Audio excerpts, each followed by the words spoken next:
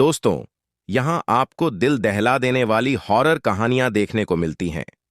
लेकिन हमने देखा है कि बहुत से लोग वीडियो तो देखते हैं, पर उसे लाइक नहीं करते और चैनल को सब्सक्राइब करना भूल जाते हैं। अगर आप सच में ऐसी और डरावनी कहानियां देखना चाहते हैं, तो आपका एक छोटा सा सपोर्ट हमारे लिए बहुत मायने रखता है। वीडियो को लाइक जरूर करें और चैनल को सब्सक्राइब करना बिल्कुल मत भूलें, ताकि हम आपके लिए ऐसी ही और भी खौफनाक कहानियां जल्दी जल्दी लेकर आ सकें।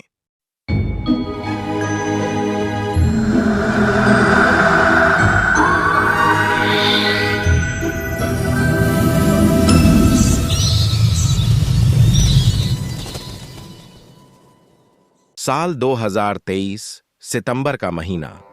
देहरादून से हरिद्वार की ओर जाती सुनसान सड़क। रात का समय था।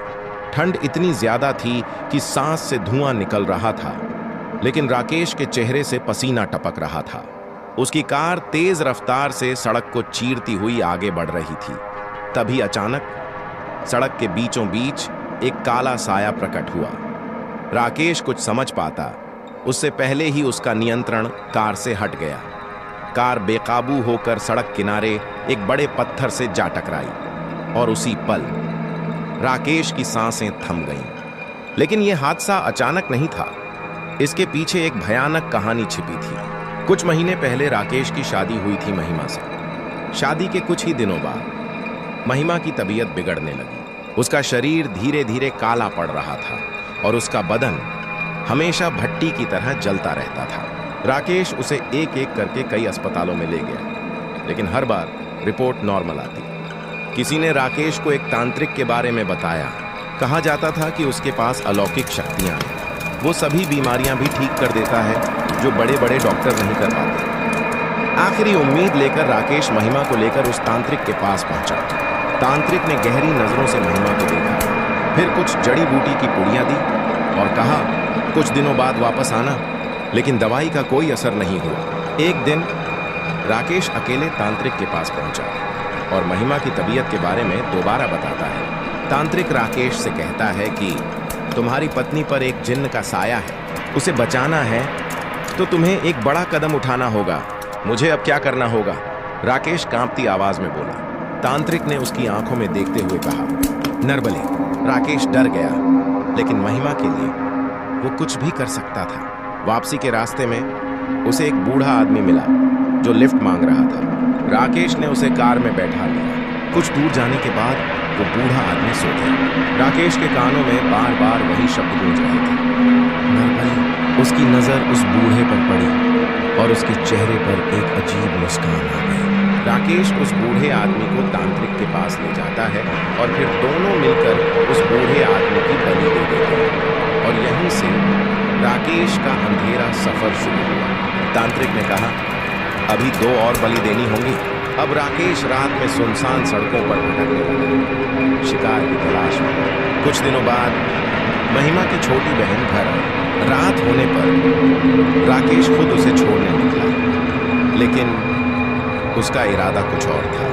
वो उसे सीधे तांत्रिक के पास ले गया। तांत्रिक उस समय किसी तरह की पूजा कर रहा था। पूजा करने के बाद तांत्रिक ने महिमा की बहन को प्रसाद दिया। प्रसाद खाने के बाद महिमा की बहन वहीं बेहोश हो गई और उसकी भी बलि चढ़ा दी। अब सिर्फ एक बलि बाकी थी। तांत्रिक बोला, आखिरी बलि किसी अपने की होनी चाहिए। यह सुनते ही राकेश गहरे सदमे में आ गया, क्योंकि उसकी फैमिली में महिमा के अलावा सिर्फ उसके पिता ही थे। राकेश टूट गया। कुछ दिन ऐसे ही निकल गए। राकेश ने कभी सपने में भी नहीं सोचा था कि वह अपने पिता की जान लेने के बारे में सोच सकता है। लेकिन उसी समय महिमा की हालत थोड़ी सुधरने लगी। राकेश को लगा शायद अब और किसी की जान लेने की जरूरत नहीं पड़ेगी। लेकिन महिमा अब पहले जैसी नहीं थी। वो खोई खोई रहती थी। फिर एक दिन जब राकेश सुबह सोकर उठता है तो महिमा बिस्तर में नहीं होती। कुछ देर में महिमा घर वापस आती है। राकेश उससे पूछता है कि वह कहाँ गई थी, लेकिन महिमा कुछ नहीं कहती और फ्रेश होने चली जाती है। पर उसके फटे हुए कपड़े कुछ ऐसी बात की ओर इशारा कर रहे थे जो राकेश की बेचैनी बढ़ाने के लिए काफी थे। अब ऐसा अक्सर होने लगा। राकेश जब भी सुबह सोकर उठता तो महिमा घर में नहीं होती, और जब वह वापस आती तो उसके कपड़े जगह जगह से फटे हुए होते। फिर एक रात राकेश ने देखा महिमा रात में चुपचाप घर से निकल रही है। वो उसका पीछा करता है। पीछा करते करते राकेश देखता है कि महिमा उसी तांत्रिक के पास जा रही है। राकेश उसे रुकने को कहता है, पर महिमा नहीं रुकती। तांत्रिक हंसते हुए बोला, तुमने अपना वादा पूरा नहीं किया, इसलिए अब महिमा मेरी है।